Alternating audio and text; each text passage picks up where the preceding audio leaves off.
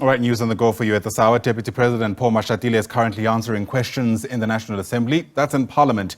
He's doing so virtually. Let's listen. Revive the community policing forum in our communities. They must work with the police because the communities themselves should be the eyes and ears of the police on the ground. So, Honorable Member, I agree with you that concrete actions are needed, and in fact, that's what exactly we are doing. Thank you very much. Thank you, Deputy President. The next question. The Honorable Siabi. Sorry, I nearly jumped you. Thank you, Acting Speaker. And thanks to the Deputy President for emphasizing that the government of the day is really committed to deal with crime and corruption. Deputy President, the issuing of bail has been a continuous challenge faced by the South African Police Service. They are often condemned when an accused person who is out on bail commits a crime, and moreover blamed for granting the accused person bail, whereas the issuing of bail is not within their purview.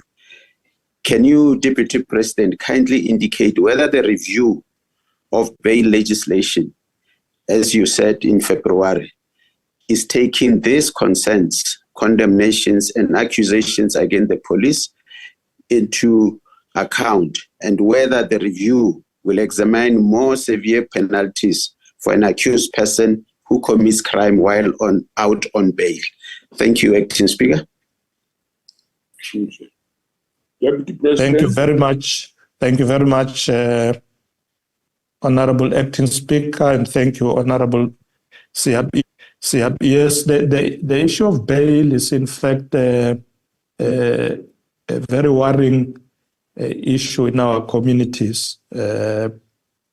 And it also, Honorable Siabi, creates other problems. I was in Mpumalanga sometime early this year, and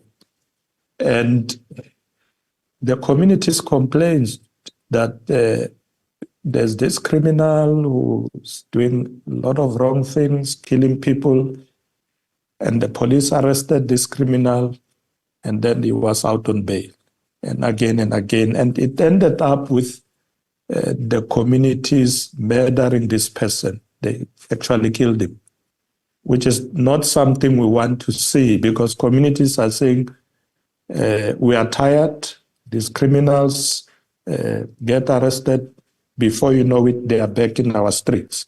So I agree that the South African Law Reform Commission should carefully look at this issue of actually tightening bail rules or requirements. I think the review of the Criminal Procedure Act, as commissioned by the Minister of Justice, is going to look at exactly this. We should make it difficult for these hardcore criminals to walk our streets. And if we tighten the rules, magistrates and judges will obviously be able to impose these strict rules. We will also look at it through the JCPS to see if this is tight enough. But I have heard on numerous occasions, the Minister of Police has also complained about this.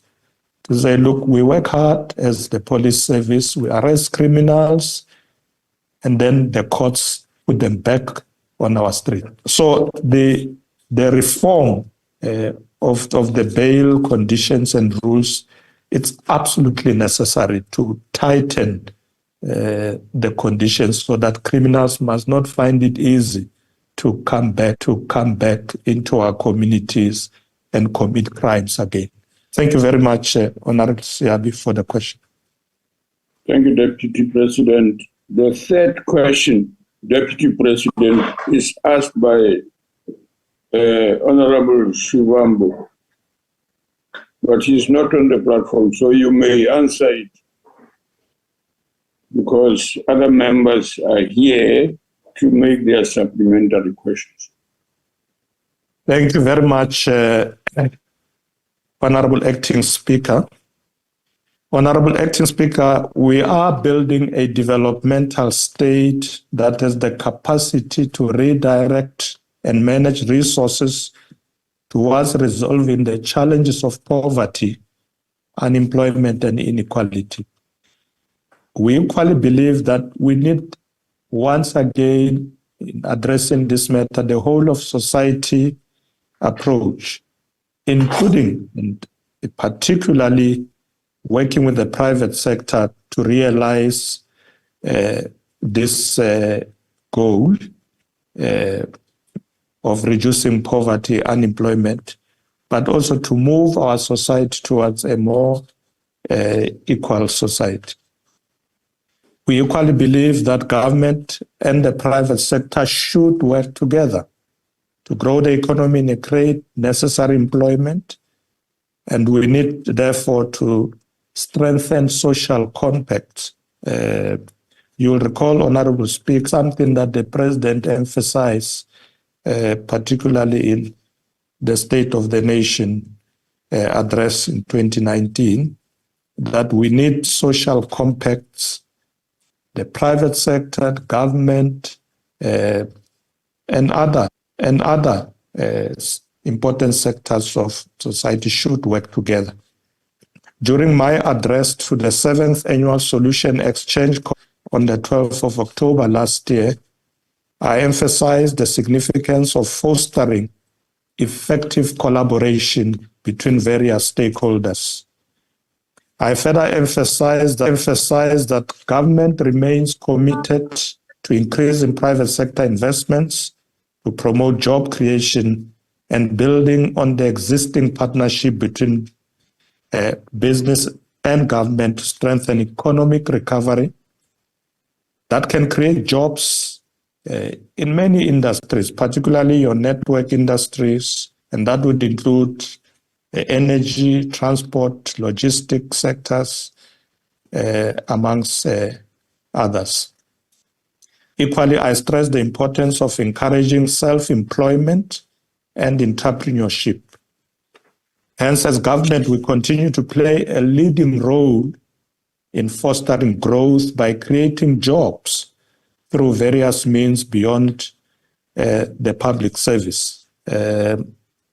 So let me stress that, Honorable Speaker, that as government, we continue to play a leading role in fostering growth by creating jobs through various means beyond the public service. Because people have the notion that when government talks about job creation, is employing people in the public service to come and work in various government departments. We do much more than that. We support small, medium, micro enterprises through our public procurement, especially in the state-owned enterprises. We have also organized that while we support economic recovery, government should continue to support the creation of short-term employment. Hence, we have programs that the President has now implemented, the Presidential Employment Stimulus, the Presidential Youth Employment Intervention, and also the expanded public works program that is driven by the Department of Public Works. Honorable Acting Speaker, these programs have been a major success as they managed to create over 1.7 million work and livelihood opportunities, including, for example, school assistance positions in 23,000 schools throughout the country. Furthermore, the South African Youth Mobi, a zero-rated platform, has engaged more than 4.3 million young people and secured more than 1 million opportunities for them.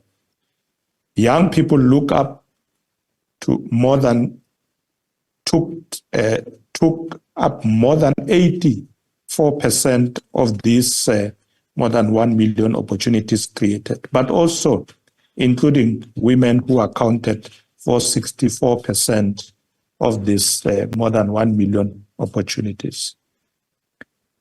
Honorable Acting Speaker, the ANC-led government is committed to forge ahead with long-term partnerships across all sectors.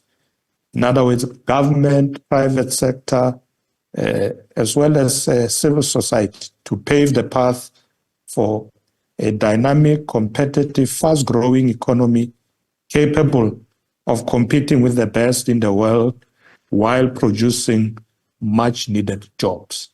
I thank you, Honorable Speaker. Thank you, Deputy President. If Honorable Shivambo is still not present to take his supplementary. I'm here. Sorry? I'm here on behalf of Honorable Shivambu.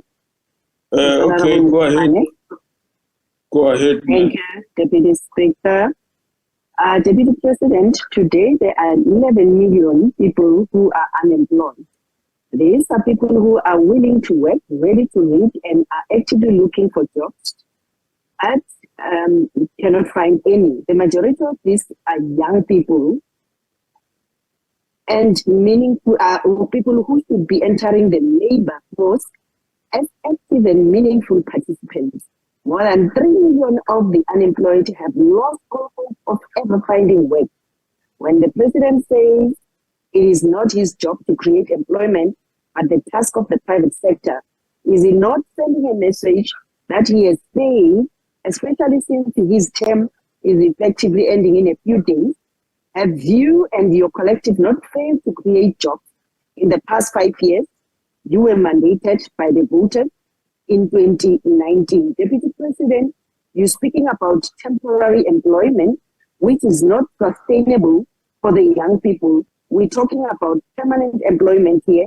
And can you indeed confirm to the South Africans that you have not failed as this collective? Thanks. Deputy President. Thank you very much, Honorable Acting Speaker, and thank you, Honorable Prebani. It is true that there are many people in our country who are unemployed, and I agree with you that many of those are young people. That is why Honorable Prebana was emphasizing the fact that the President came up with these initiatives that I alluded to earlier, your youth employment initiatives, particularly to target young people, create platforms where there are opportunities for them to access. In fact, the good thing, Honorable Mkhwebane, is that after COVID, we were all worried about the devastations thereof. But the good news is that if we look at where we are now, in fact, the South African economy has started to grow once again. Not to the extent that will make us happy and will create the kind of jobs that we need to create, but it's a positive thing that the economy has started to grow again. I think what we need to do is to push harder to take that growth even higher. And we are discussing that in government, particularly through infrastructure investments. I think we can be able to achieve higher levels of growth. In many of our provinces, there are initiatives now to implement infrastructure projects. I was in the Northwest recently, and I found that there are a lot of projects that the government is implementing there. They are fixing roads, potholes, building new facilities. And this should happen across the country, throughout our provinces. The statement that the president says government is not the work of government to create jobs or the responsibility of government, it may be taken out of context because what we are saying that primarily many jobs come from the private sector. So I think what the president was saying that when people talk about unemployment, they often accuse government of not creating jobs. And the president was saying it's not just the responsibility of government. In fact, the biggest creators of jobs is the private sector. We do create employment as government, as I said in my response, through a number of programs. But what we do even better is to create the environment for the private sector to be able to thrive. Their businesses must be working properly, and they will create many, many more jobs. So in short, Honorable Mkhwebane, we need a collaborative approach where government and the private sector become strong partners in this regard, so that together we can create jobs. There should be no finger pointing that you government must create jobs and government says, no, you the private sector. I think the collaborative approach is the way to go. And we should be able to deal with this problem decisively. So I would support the initiatives that are already out there. I've already said 1.7 million young people benefiting the presidential employment intervention and other programs. There are already sectoral master plans that are in place, and government is supporting a lot of these initiatives. So, Honorable Speaker, I think it is, in fact, the role of government to ensure that jobs are created working with the private sector, because government alone will not succeed. Thank you very much. Thank you, Deputy President. Honorable Skosana, it's your turn.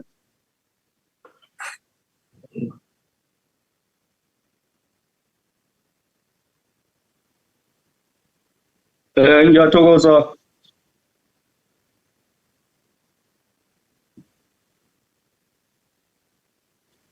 Honorable Speaker, can you hear me? Yes, go ahead, Ndade. We're listening to you. Yeah, ngiyathokoza Mhlonishwa Acting Speaker.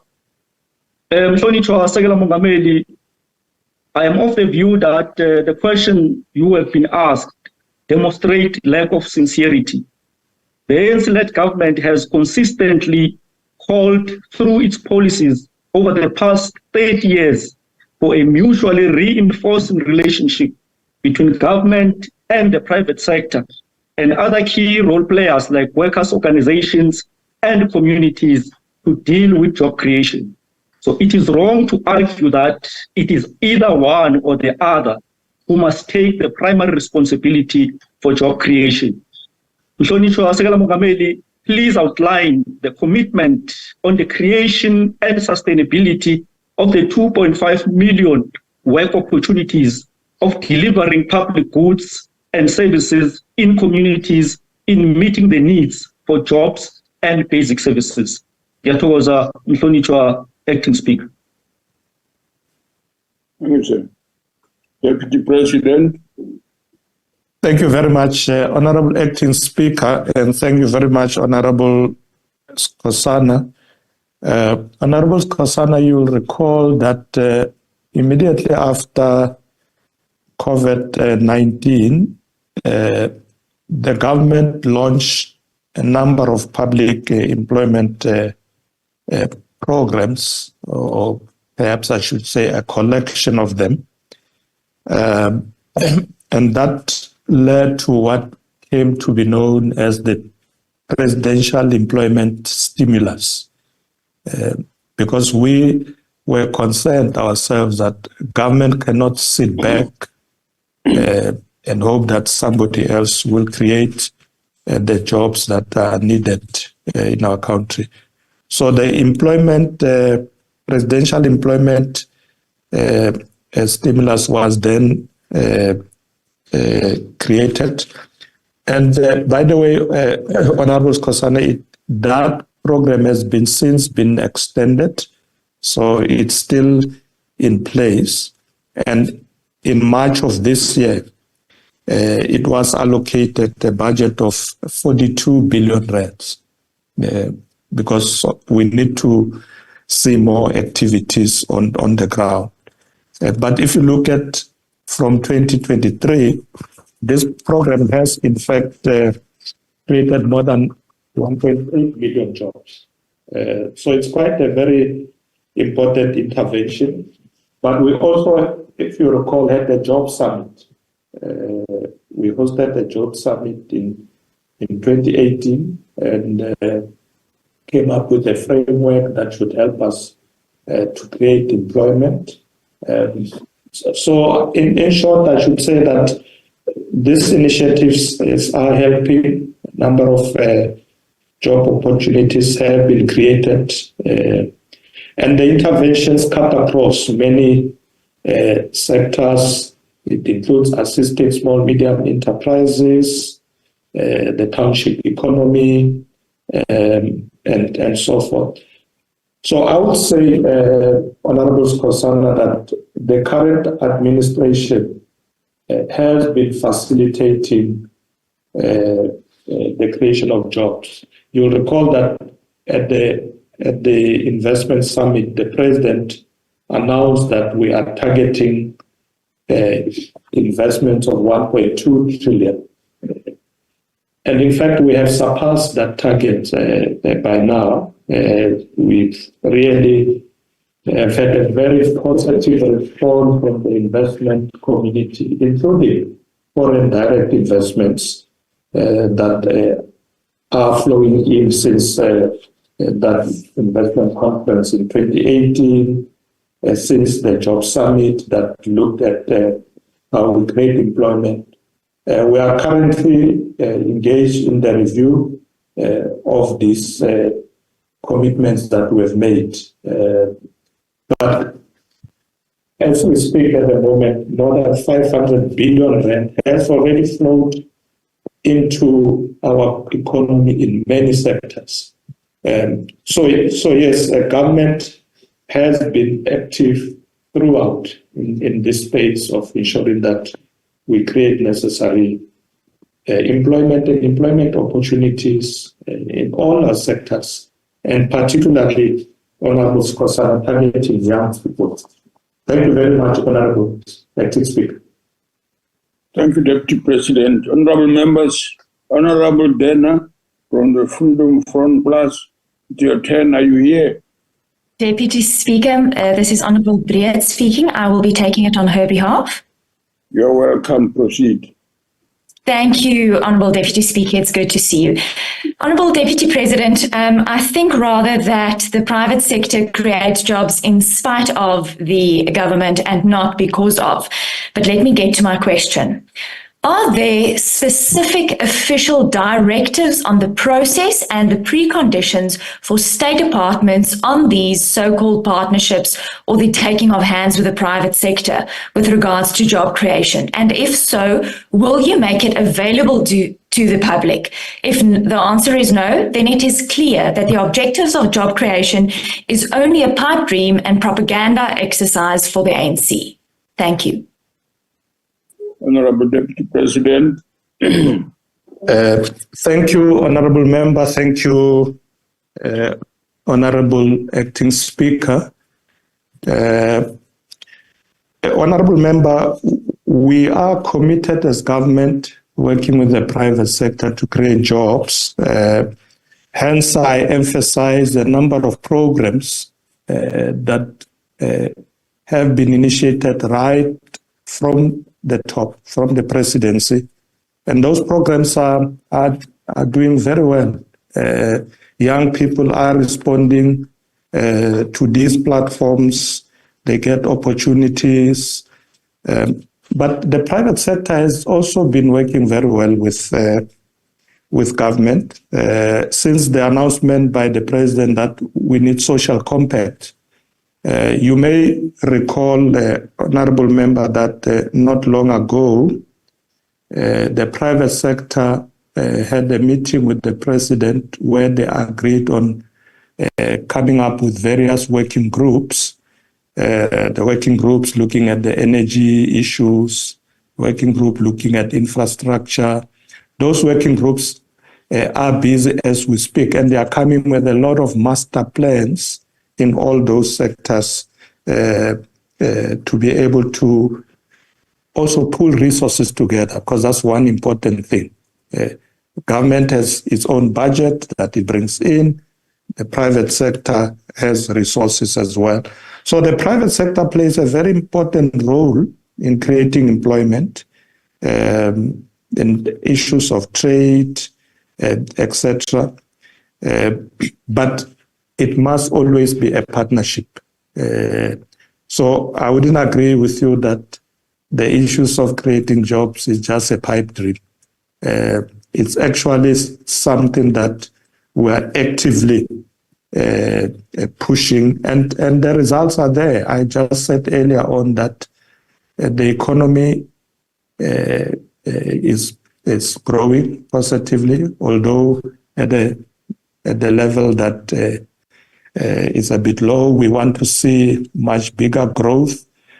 And as the economy grows, obviously jobs are being created. I will at some point come up with the figures for the current year once they're out. But all indications are that we are moving into the positive in terms of growth and employment creation. Thank you very much, Honorable Speaker, Acting Speaker. Thank you, Deputy President. Honorable Ngo. Tuba. Is that Honorable member? Honorable Majosi, is that you? Who's that? No. Honorable Thank Sengwa. you, Acting Speaker. Yes. Thank you, Acting Speaker. I will take the question for Honorable Ngobo. Okay. Honorable Deputy President, to an extent, we can agree that the only way to reduce unemployment, inequality, and hunger is by the government creating an establishing environment of all businesses to flourish. I would like to know what steps has the government taken to ensure simplicity for business operation and legislation in order to encourage employment. Thank you. Thank you, Honorable Member, Honorable Deputy President. Thank you very much, Honorable Acting Speaker. Honorable Member, on behalf of Honorable Nobo, yes, thank you for the question. Indeed, it is the responsibility of government to create an enabling environment for businesses to flourish. Because as I said earlier in answering this question, that yes, government can create jobs, but very minimal. We can employ people in our various state-owned entities, in government departments and agencies, etc. But the creation of enabling environment for the private sector to flourish is very important, because they are then able to bring much more resources to bear and to be able to employ much more people. One of the examples I may give, Honorable Member, I visited a place recently in the Free State, and I managed to go to a farming community to meet farmers. And I was introduced to emerging black farmers who had just acquired a big apple farm. And they are going to extend it with another 100 hectares. And when they were giving a briefing, these farmers in the Free State said to me, Honorable Deputy President, if it was not for the support of the Free State government, particularly the Department of Agriculture through the MEC, we would not have been able to do this transaction. They said, now we own this big apple farm. We supply apples in the country, in Europe.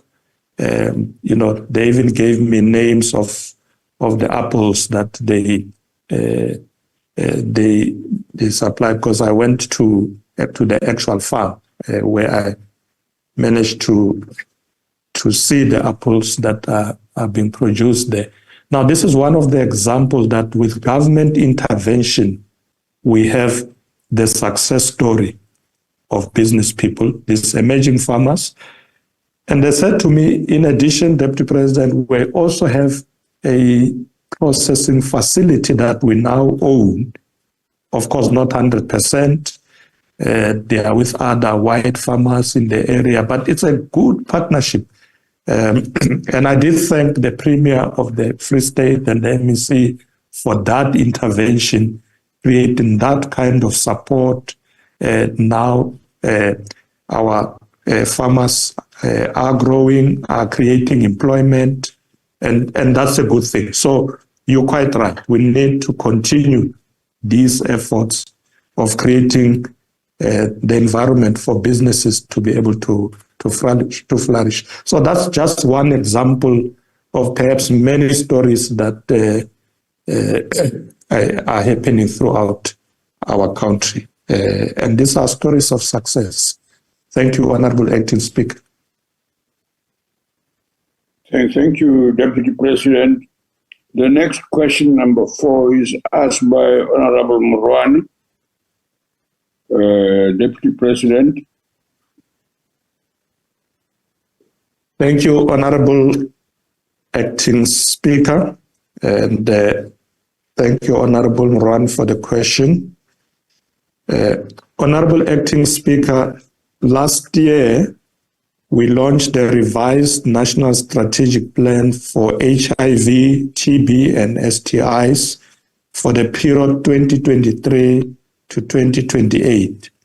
The new NSP is a blueprint and a roadmap for a multi-sectoral and people-centered approach to eliminate HIV, TB, and STIs as public health threats, and this should be done by the year 2030.